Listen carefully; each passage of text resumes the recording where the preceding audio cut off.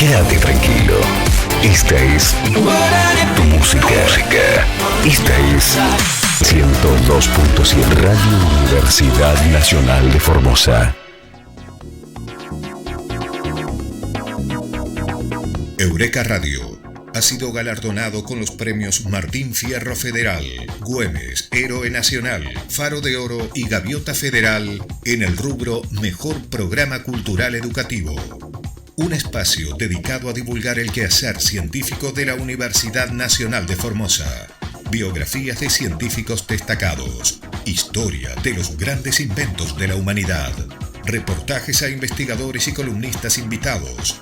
60 minutos de novedades con los últimos adelantos en materia científica y tecnológica. Eureka Radio. Un mundo por descubrir.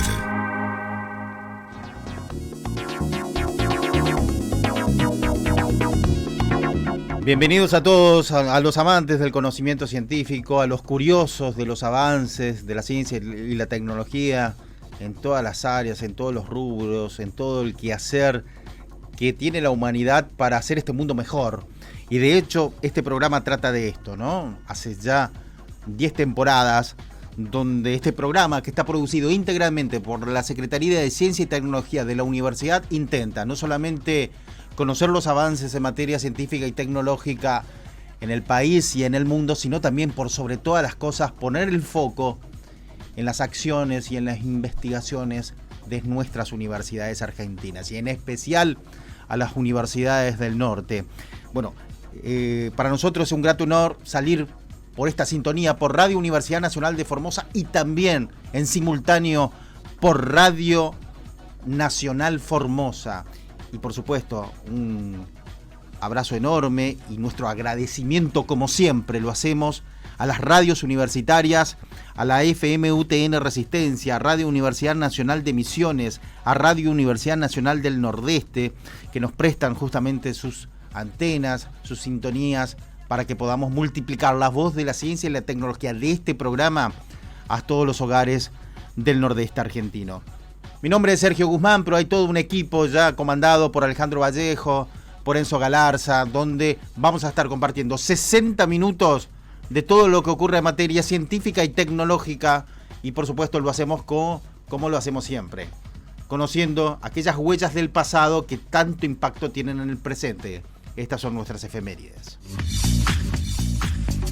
Efemérides, con los hechos que marcaron la historia de la ciencia y la tecnología.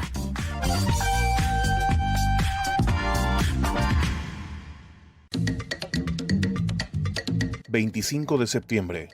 1725, nace Nicolas Joseph Cugnot, ingeniero militar francés quien diseñó y construyó el primer automóvil de vapor. 26 de septiembre, 1980, la Soyuz 38 regresa a la Tierra tras acoplarse a la estación soviética Soyuz 6, tripulada por un cubano y un ruso. 27 de septiembre, 1825, entra en servicio en Inglaterra la locomotora 1, la primera diseñada para arrastrar vagones de pasajeros. 28 de septiembre, 1895, muere Louis Pasteur, padre de la microbiología. Aparte del método de pasteurización, ideó vacunas contra la difteria, el cólera, la fiebre amarilla y la tuberculosis. 29 de septiembre, 1901, nace Enrico Fermi, físico italo-estadounidense que descubrió la radiactividad inducida por neutrones y dirigió la primera reacción en cadena controlada originada por una fisión nuclear. 30 de septiembre, 1929, el diseñador de coches alemán Fritz von Opel dirige el primer vuelo tripulado en cohete llamado Sander Rack 1. Consigue mantenerse en el aire 75 segundos y desplazarse a más de 3 kilómetros en los alrededores de Frankfurt.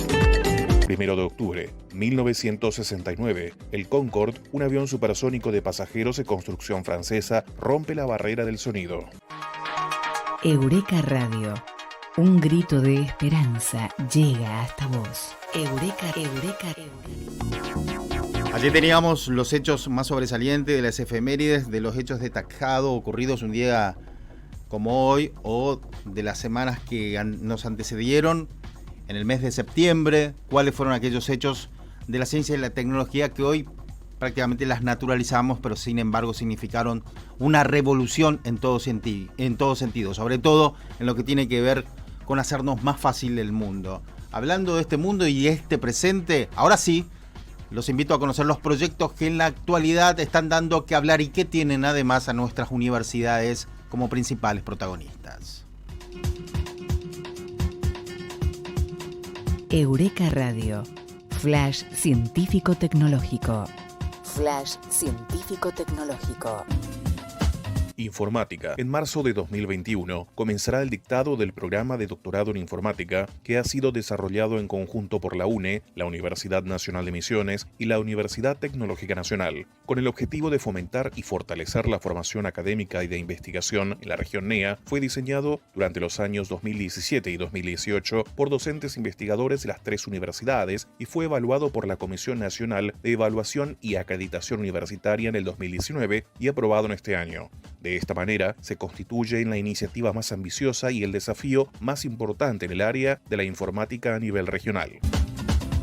Bioseguridad. El Ministerio de Ciencia, Tecnología e Innovación otorgó casi 13 millones de pesos a la Universidad Nacional de Misiones para la instalación del laboratorio Bioseguridad Nivel 2+, que permitirá potenciar la generación de conocimiento, prestación de servicios, capacitación y formación de recursos humanos y aportar facilidades estratégicas relacionadas con el diagnóstico, vigilancia epidemiológica y genómica del COVID-19, como así también el abordaje de otras enfermedades endémicas y emergentes de la región como el dengue, Zika, chikungunya y el HPV, entre otras.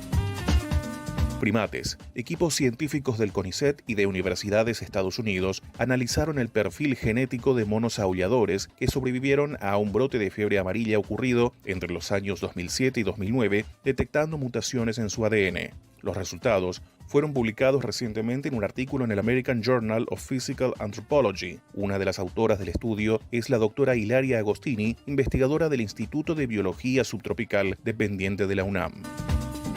Equinos. La Asociación Ingenieros Zootecnistas de Argentina y la Facultad de Recursos Naturales de la Universidad Nacional de Formosa organizan en forma conjunta el tercer conversatorio virtual de producción equina a realizarse el día 25 de septiembre, con la participación de especialistas de las universidades de Tucumán y Lomas de Zamora. Se abordarán los siguientes temas: técnica de imprinting, manejo temprano del potrillo, sistema de cría, manejo del potrillo por destete, la nutrición en la performance y el bienestar equino, entre otros. Eureka Radio, un mundo por descubrir.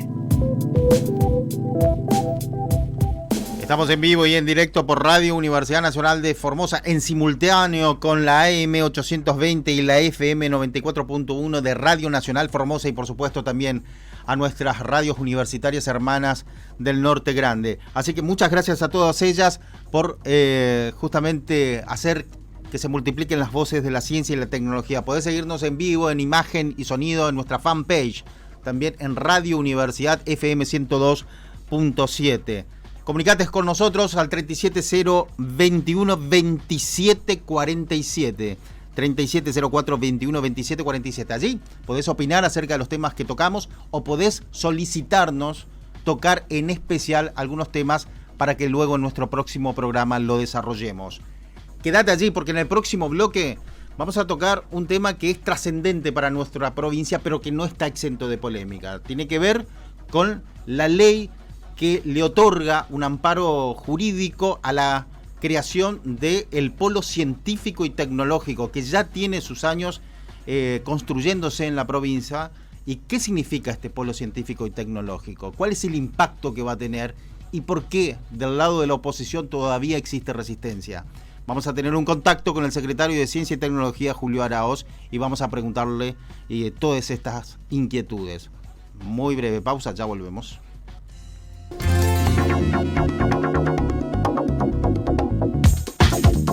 Continuamos con Eureka Radio.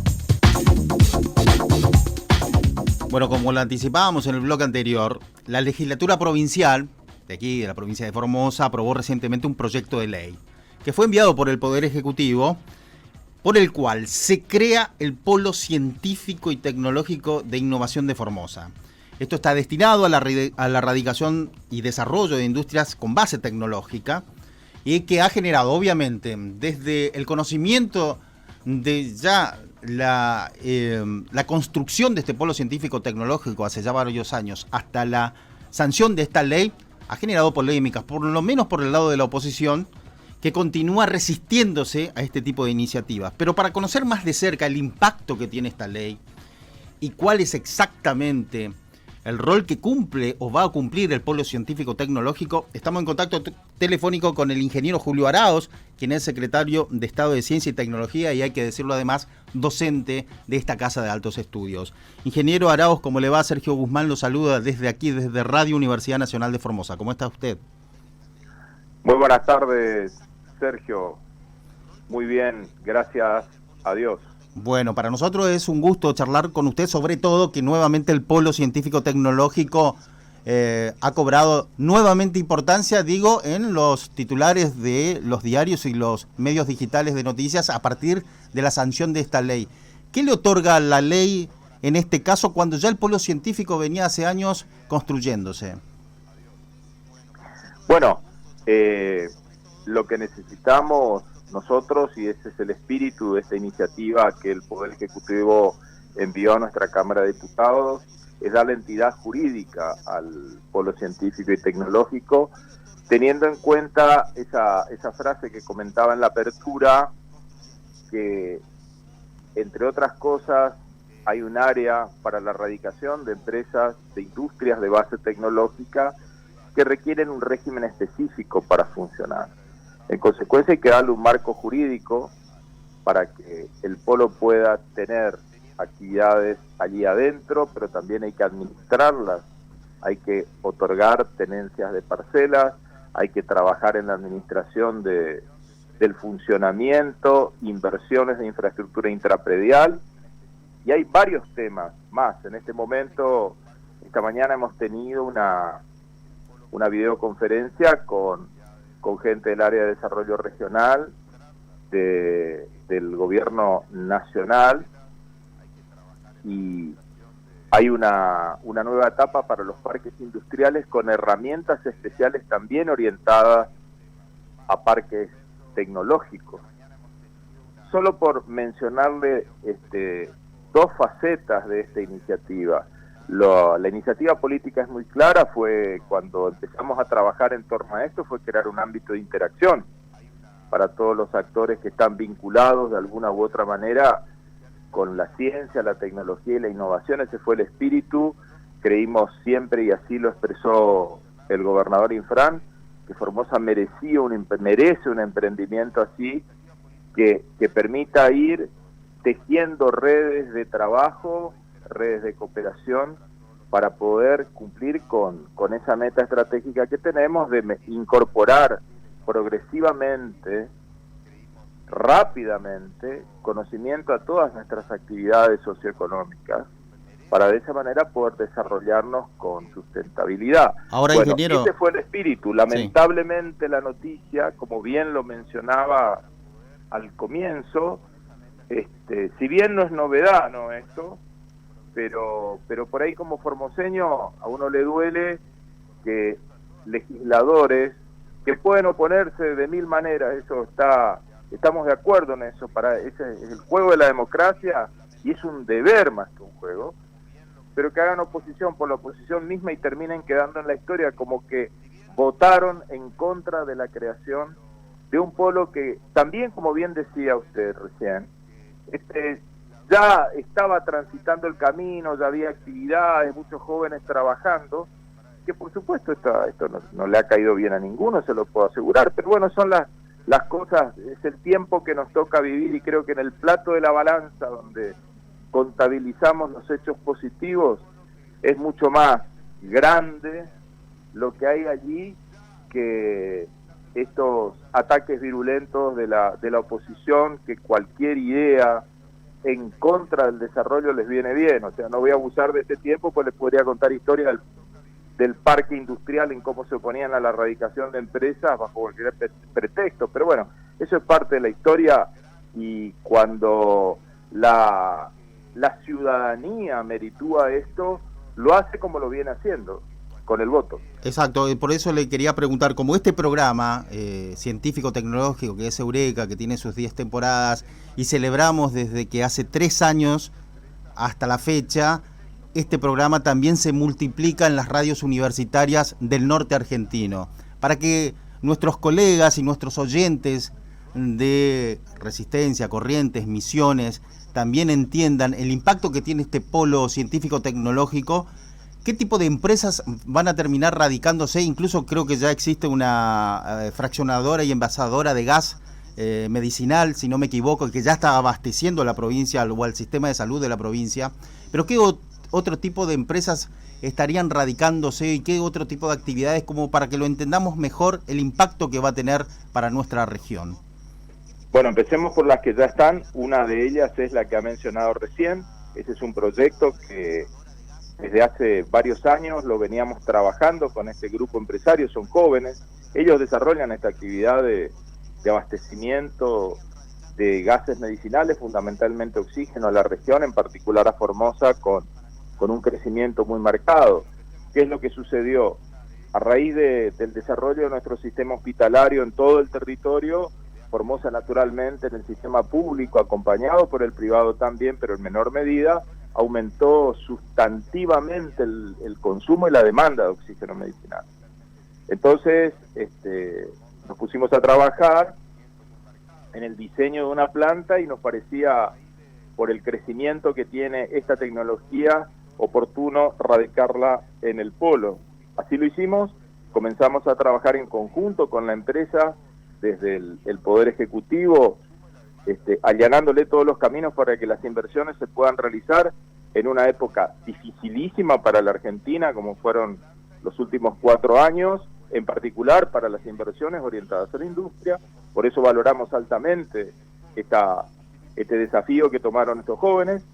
Y bueno, arrancamos con el proyecto, la ejecución. Estábamos cumpliendo un determinado cronograma de trabajo, pero de pronto apareció el fenómeno doloroso de la pandemia. Entonces ahí la decisión del gobernador Infran fue: hay que acelerar esto, porque con las primeras noticias la incertidumbre era enorme, no sabíamos cómo íbamos a transcurrir los siguientes días y meses frente a ese enemigo invisible, implacable, pero claramente se podía observar lo duro que pegaba fundamentalmente esta afección en todo el sistema respiratorio y en el consumo de oxígeno. O sea que se trabajó con mayor intensidad y, como fue noticia, la planta se terminó tomando todas las precauciones y todos los cuidados, particularmente con los contratistas, los trabajadores, los ingenieros que inclusive vinieron de otras regiones, y la obra se terminó durante el otoño, de modo tal que si hubiera existido, gracias a Dios no pasó, algún problema de desabastecimiento en la cadena de aprovisionamiento, Formosa cuenta con un stock estratégico que supera el mes de consumo para todo el sistema, lo cual le da un parámetro de seguridad muy potente, digamos, a nuestro sistema de salud. Gracias a Dios, al compromiso ciudadano, al compromiso de los formoseños, de poder apreciar en este momento el valor que tiene la comunidad organizada, tenemos el estatus sanitario que tenemos, pero podemos decir que estamos preparados para poder enfrentar esfuerzos derivados de esta pandemia. Bueno, eso fue lo que sucedió. Es una empresa que tiene planes de crecimiento, naturalmente seguimos trabajando con ellos. Es una actividad que puede proveer gases no solamente para el sistema de salud, sino que también tiene en perspectiva gases industriales para cuando tengamos el gasoducto, que dado que el nordeste argentino es la única región que todavía no lo tiene, esa es la pena que compartimos con nuestros hermanos del NEA. Seguramente al tenerlo algunas industrias van a poder tornarse rentables o posibles o factibles, mejor dicho, porque hoy no las podríamos llevar adelante por la falta de ese fluido.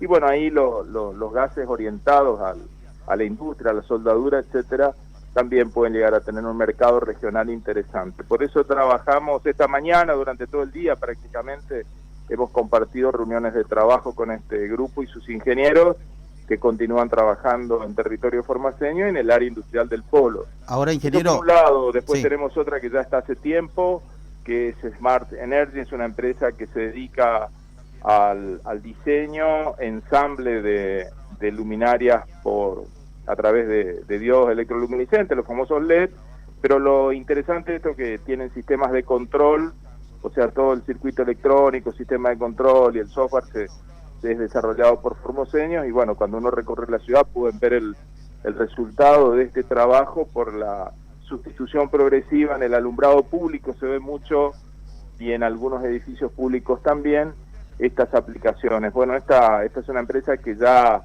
la convocamos cuando arrancábamos con las actividades del Polo Científico y Tecnológico. Y la otra, la más grande, es un proyecto estratégico para la Argentina, que es el proyecto NPU, la nueva planta de purificación de uranio.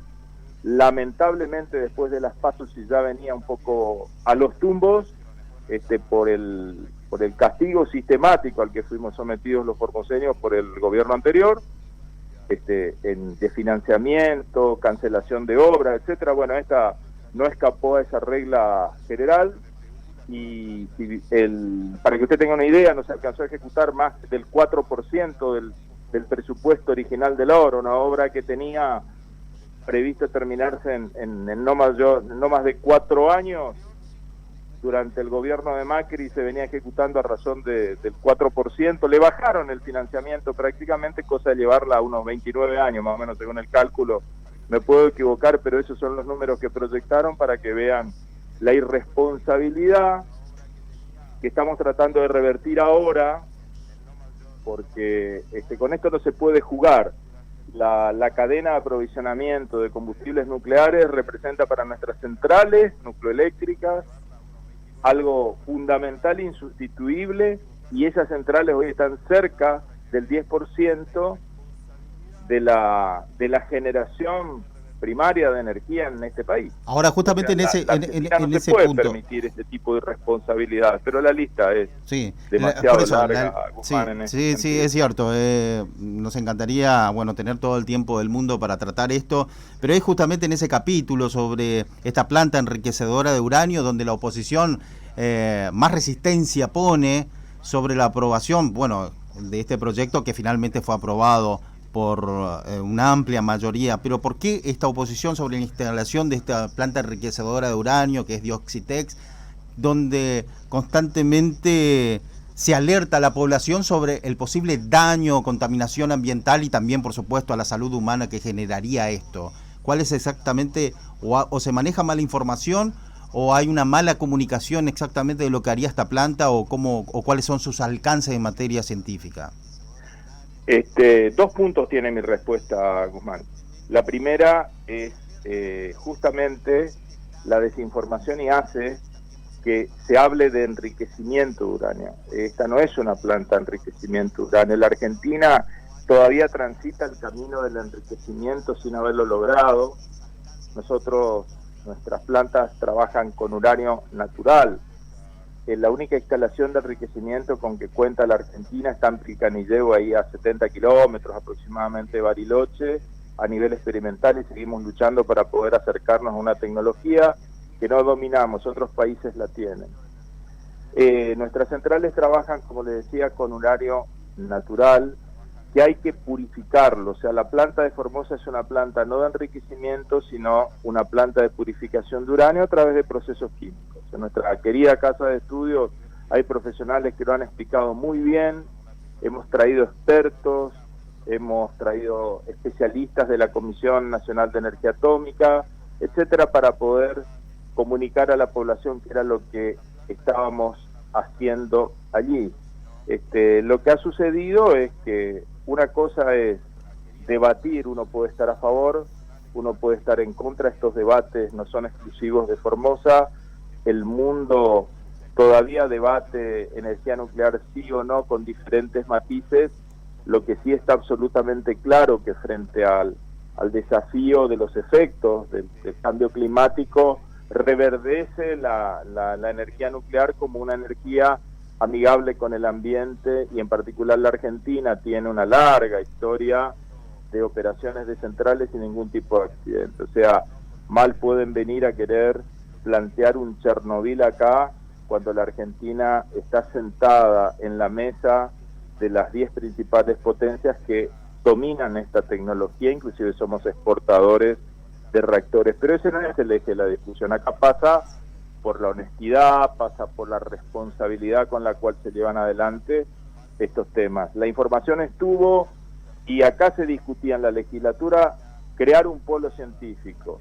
La discusión acerca del impacto de Dioxitec se discutió en audiencia pública, es un proceso de participación ciudadana en el marco de la ley. Era la oportunidad en la cual aquellos que no estaban de acuerdo o tenían alguna duda al respecto podían requerir información o presentar las pruebas de lo que afirmaban ante los medios respecto del daño. O sea, estoy hablando de documentos científicos genuinos, de veracidad probada, digamos. Sí, recuerdo todo ese debate y que... Bueno, esto no sucedió. Sí, finalmente no sucedió, pero recuerdo todo ese debate y bueno, y la propuesta también por parte del Gobierno Nacional a través de los expertos para que aclaren el tema. Ahora, en este contexto, ingeniero, por último, ¿cómo juega o en qué situación está, en qué estado se encuentra el Centro de Medicina Nuclear? Bueno, nosotros allí la decisión que tomó el gobernador en su momento fue ante la desidia del gobierno anterior, que se comprometió a terminarlo y en realidad ponía palos en la rueda para que esto sucediera. Se decidió hacerlo con recursos propios, lo cual representa un gran esfuerzo, pero no alcanza solamente con eso. Hay que traer en este nivel, a esta altura de la ejecución de la obra, hay que traer tecnólogos, etcétera, ya para tareas específicas, que son instalaciones especiales. Entonces esto de la pandemia fue demorando, no obstante se sigue avanzando en aquellos trabajos que no requieren profesionales especializados, y esperemos llegar lo antes posible a tener ese centro de medicina nuclear funcionando. Una buena noticia es que nuevamente en el Poder Ejecutivo Nacional se trata de... Gracias por utilizar el servicio. Bueno, tuvimos ahí justo un inconveniente. Vamos a ver si retomamos por altavoz un ratito la comunicación, porque nuestra línea sufrió un inconveniente. Ahora, lo que decíamos junto con el ingeniero Julio Araos, o mejor dicho, lo que le preguntaba y respondía, es que las informaciones relacionadas con la instalación de Dioxitec en el centro, en el polo científico y tecnológico, mucho pasa por la calidad y la información que se maneja, por la calidad de la información de lo que realmente hace el polo científico y tecnológico y de lo que finalmente va a significar para la provincia y toda la región, porque es el único en su tipo en el norte argentino, de lo que va a significar esto para el desarrollo científico y tecnológico. Retomamos la comunicación, ingeniero, usted me escucha, ¿no? Sí, lo escucho perfectamente. No sé hasta dónde alcanzaron a tomarme, pero le estaba cerrando prácticamente la respuesta a esta pregunta respecto del Centro de Medicina Nuclear. Le decía que... Sí, dígame la última parte, por favor. Sí, se pensó originalmente, mientras Cristina Fernández era presidenta, en sus últimos 2 años, en armar una red de centros de medicina nuclear en el país. Formosa era uno de los integrantes, no 2 integrantes de la red, como el centro, más grande, por ponerle algún nombre, más completo de todo el Norte Grande, por su ubicación geográfica. Bueno, esa idea se está retomando. Yo no me puedo extender acá. En nuestra universidad hay profesionales de la salud que muy bien pueden explicar lo que significa para una familia tener un paciente oncológico que hay que trasladarlo a otras latitudes para poder tratarlo, irradiarlo, etcétera. Digo más, esta no es una especialidad de la medicina, pero cuando lo tengamos en marcha los formoseños podemos ver lo que significa tener herramientas de diagnóstico para patologías neurológicas, cardiológicas y, por supuesto, oncológicas, y también el tratamiento. Es una herramienta que nosotros nos merecemos naturalmente, como cualquier hijo de Dios, hemos trabajado mucho para lograrlo y yo creo que lo vamos a conseguir. En ese sentido, quiero decirles que somos particularmente muy optimistas, además de fuertemente creyentes. Estamos hablando de algo muy sensible, doloroso en algunos casos, entonces es un deber como formoseños ponerle el hombro a este tipo de proyectos y lo estamos logrando. Soy optimista en esto. Ingeniero, quiero apelar a su capacidad de síntesis. Prácticamente ya nos fuimos de tiempo, pero me gustaría, para aquellos que recién sintonizan la radio, a modo de corolario o de resumen, ¿qué significa entonces no solamente la sanción de esta ley, sino qué significa el polo científico y tecnológico, no solamente para Formosa, sino para todo el norte del país, en materia incluso de recursos humanos calificados, en materia incluso de la instalación de industrias de base tecnológica, pero también en relación con la capacidad o la posibilidad de empleo calificado que puede tener también a los formoseños en ese sentido? En 2 líneas, por favor, hágame un resumen. Bueno, yo creo que el desafío de nuestra región es de salir de la primarización de la economía, y una de las herramientas más valiosas que tenemos es el conocimiento. Y por supuesto, en ese sentido está el sistema educativo en todos sus niveles, están los sistemas de formación, pero también tienen que estar los ámbitos en los cuales nosotros podamos encontrarnos, desarrollar tecnología, complementarnos con el sistema educativo, complementarnos con el mundo empresario. Ese es el famoso triángulo de Sábato, que tiene más vigencia que nunca. Lo que hay que hacer es, como dice Mafalda, remangarse y decir, bueno, ¿cuándo comenzamos? Nosotros ya lo hemos hecho, ya comenzamos y estamos trabajando, y mucha gente se está sumando también. Por eso me permito ser optimista en este sentido y agradecerles a ustedes que me hayan llamado. Es un placer, un gusto, siempre más cuando es la radio de nuestra casa, de nuestra universidad, la que se interesa por estos temas en particular a través del programa Eureka. Bueno, le agradezco muchísimo. Bueno, nosotros le agradecemos este tiempo y sobre todo también a modo de reflexión desde los medios de comunicación, quizás tenemos que tener en nuestra agenda informaciones de este tipo, pero con contenido de calidad, justamente para no confundir, para llevar información precisa y clara y de mano de los expertos. Así que le agradecemos mucho este contacto, ingeniero. Hasta pronto, un abrazo para ustedes. Hasta luego. Allí lo teníamos al ingeniero Julio Arauz, secretario de Estado de Ciencia y Tecnología, en relación justamente con lo que tiene que ver con la sanción de esta ley de creación del polo científico y tecnológico en la provincia de Formosa.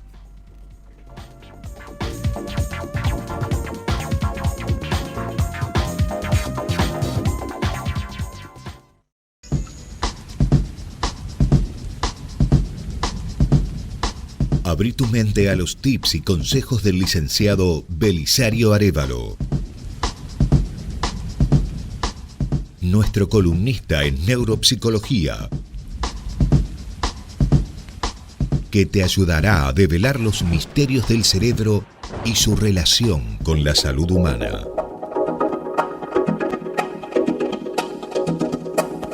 Un saludo a todos los oyentes de Eureka Radio. Hoy vamos a hablar de la infodemia. La infodemia es una nueva palabra, es un neologismo que consta del prefijo info, que es información, y demia del sufijo pandemia. Esta nueva palabra, este neologismo infodemia, quiere decir que estamos frente a una verdadera pandemia de información, porque cada vez recibimos más y más bombardeo de diferentes fuentes de información, ya sean fuentes oficiales o no oficiales. Lo cierto es que este término nuevo que ha sido acuñado por la Organización Mundial de la Salud, lo que hace es referirse a este nuevo fenómeno que estamos viviendo los seres de este planeta, quienes recibimos permanentemente la información en un estado de exceso, y eso nos produce otro efecto que se llama infoxicación. Su prefijo de info, otra vez de información, sufijo de xicación por intoxicación. Entonces, esta nueva palabra también, infoxicación, se refiere a la información que nos intoxica. Así que les decimos desde aquí, desde Eureka Radio, que tengan cuidado con el consumo de información que tenemos, sobre todo respecto al COVID-19. ¿Por qué? Porque realmente nos intoxica psíquicamente, y eso hace que muchas veces tengamos pensamientos pesimistas, negativos, o estemos demasiado estresados por las noticias acuciantes que recibimos. Es un consejo de Eureka Radio. Eureka Radio. Un grito de esperanza llega hasta vos. Eureka, Eureka, Eureka Radio. Un grito de esperanza llega hasta vos. Eureka, Eureka, Eureka. Raúl Durán te comenta las curiosidades tecnológicas y los hechos insólitos que escapan a la explicación de la ciencia.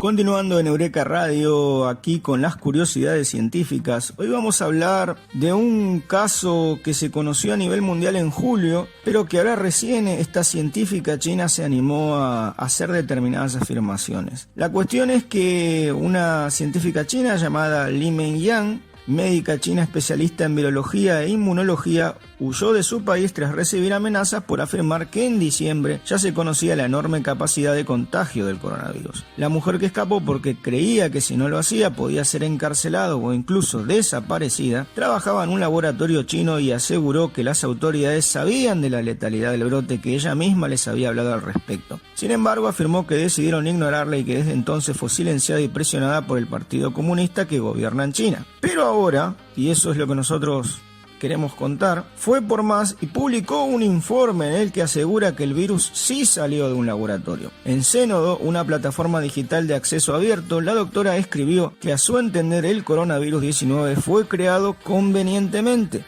dentro de un laboratorio durante un periodo de 6 meses y que muestra características biológicas inconsistentes con un virus zoonótico natural. Frente a la versión más fuerte respecto del origen de la pandemia, un mercado de animales salvajes en la ciudad de Wuhan, centro de China, Yan entiende que la teoría del origen natural, aunque ampliamente aceptada, carece de apoyo sustancial según el portal de Australia. Sin embargo, la teoría alternativa de que el virus puede provenir de un laboratorio de investigación está estrictamente censurada en revistas científicas revisadas por pares.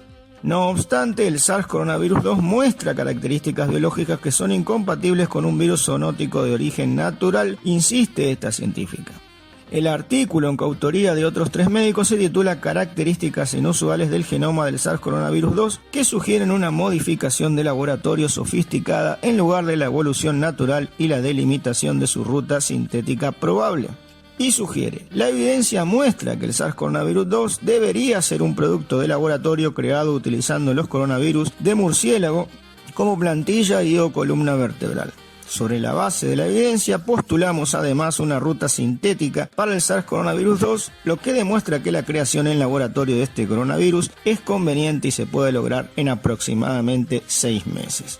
Sin embargo, también nosotros vamos a recordar que para el 19 de marzo pasado ya había salido una información de que un equipo multinacional de científicos había llegado a la conclusión opuesta de que el coronavirus SARS, que causa el coronavirus 19, tuvo su origen en la ciudad china de Wuhan a finales del año pasado, producto de la evolución natural. En este análisis de los datos publicados de la secuencia del genoma del SARS-CoV-2 y los virus relacionados, los científicos investigadores no encontraron evidencia de que el coronavirus se haya producido en un laboratorio o haya sido diseñado de otro modo, como detallan en Nature Medicine.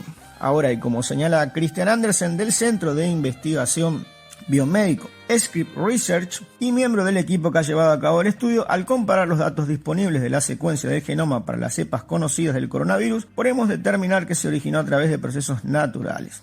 Los científicos descubrieron que la proteína pico del SARS fue tan efectiva en la unión de las células humanas, de hecho, que de esta manera dieron cuenta de que era el resultado de la selección natural y no producto de la ingeniería local. Estos científicos dijeron que esta punta del SARS-CoV-2 había evolucionado para enfocarse efectivamente en una característica molecular en el exterior de las células humanas llamadas AC2, un receptor involucrado en la regulación de la presión arterial. A ver, hay 2 posiciones claramente demostrables. Nosotros obviamente no podemos desde aquí porque no somos científicos y porque además no sabemos cuál es el origen, no podemos afirmar cuál es el origen del coronavirus, pero quisimos traer a este programa, para la gente que nos escucha, las dos posiciones, para que cada uno saque las conclusiones que pueda sacar, porque en realidad, más allá de especulaciones, no tenemos todavía con 100% de seguridad el origen del coronavirus.